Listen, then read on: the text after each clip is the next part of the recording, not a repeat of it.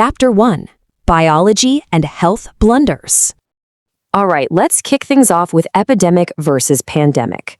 An epidemic basically means a disease is spreading in just one specific region. It is strictly local.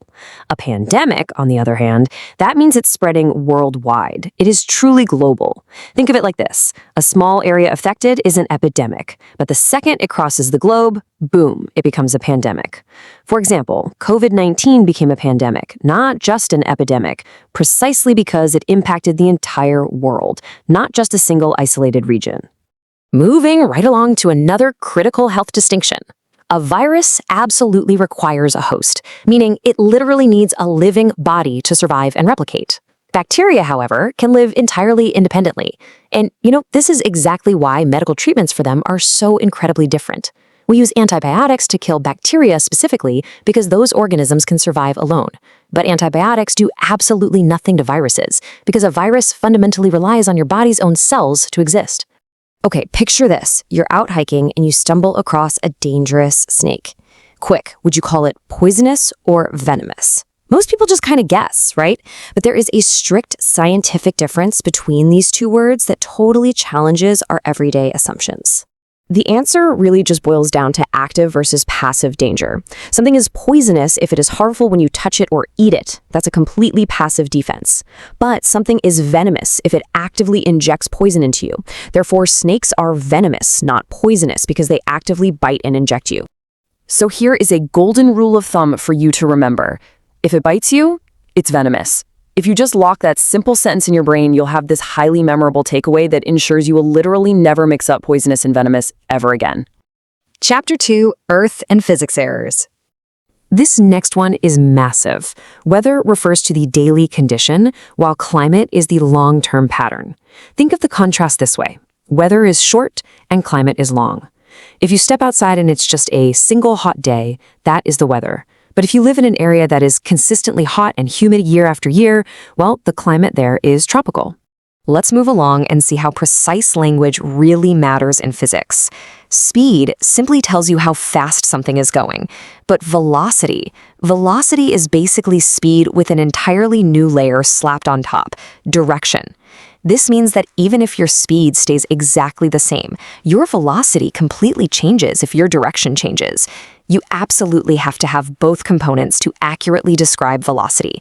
Now, what's really interesting about this is how it separates the actual physical stuff you are made of from the invisible forces acting upon you. Mass is the pure amount of matter in an object, period. Weight, on the other hand, is the force of gravity pulling on that matter. So if you were to step on a scale on the moon, your weight would completely change because the gravity force is so different up there. But your mass, the actual amount of matter that makes up your body, that stays exactly the same. Mind-blowing, right? Chapter 3: Tech and Science Slip-Ups. Think about the devices plugged into your walls right now. Electric simply means something uses electricity to function. That's it. Electronic means it uses complex circuits or microchips to actually process information. To use a very relatable real-world example, a basic fan you plug into the wall, that's electric. But your smartphone, which is constantly processing data through tiny chips, is electronic. And this brilliantly illustrates our next distinction. We hear the word data everywhere, all the time, but data is simply raw facts, just numbers or text without any context. On its own, it doesn't really mean anything yet. Information is what you get when that raw data is actually processed into something meaningful. Those raw numbers remain just data until we organize them to tell a story or provide an actual insight. So here's another golden rule of thumb for you to lock in.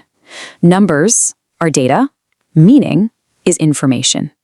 Keep this phrase in your back pocket. It permanently anchors the distinction in your mind, so the next time you're staring blankly at a massive spreadsheet, you'll know exactly which term applies. Let's briefly contrast a couple of critical energy terms. Renewable means the resource is basically reusable and won't run out.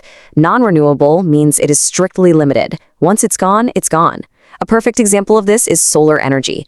The sun's power is a reusable, renewable resource, contrasting sharply with the limited resources we extract from the earth. Okay, I want to do a deep dive into this next definition, mostly because it causes so much confusion. A theory is an explanation of an aspect of the natural world. It is the why or the how. We really need to isolate this actual meaning before we compare it, because people often use the word theory in casual conversation to just mean a wild guess, like, oh, I have a theory about that. But in science, no, it is a highly structured, evidence-backed explanation. To make it crystal clear, while a theory is an explanation, a law is a proven rule of exactly what happens. Gravity, for instance, is a proven law. It is a fundamental rule of the universe. It is not just an explanatory theory. It's dictating what will absolutely occur. Chapter 4. The Rapid Recap. So, the crucial point here is that being precise with our language completely changes how we understand the world around us. Let's rapidly run through our cheat sheet. Epidemic is local, while a pandemic is global. A virus needs a host body to survive, but bacteria doesn't. It's a solo act. Venom actively bites and injects you, but poison is passively absorbed if you happen to touch it or eat it. And finally, weather is a short daily condition, while climate is a long-term pattern. So, I've got to ask, which one of these everyday word pairs surprised you the most? Take a second to reflect on your own vocabulary gaps today.